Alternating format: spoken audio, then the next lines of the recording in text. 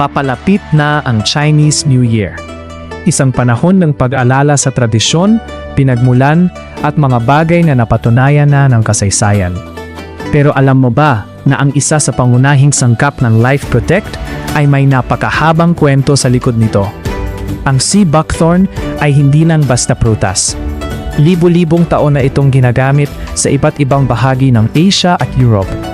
Noong unang panahon, napansin ng mga tao na ang mga hayop na kumakain ng berry na ito ay nagiging mas malakas, mas masigla, at mas makintab ang balahibo. Dahil dito, sinimulan din itong gamitin para suportahan ang kalusugan ng tao. Sa paglipas ng panahon, lalo pang nakilala ang sea buckthorn dahil sa dami ng taglay nitong bitamina, antioxidants, at nutrients.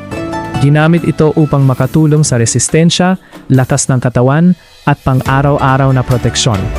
At ngayon, dala ng makabagong teknolohiya, isinama ang makapangyarihang superfruit na ito sa Life Protect upang maging mas madali para sa atin ang pagkuha ng benepisyo nito.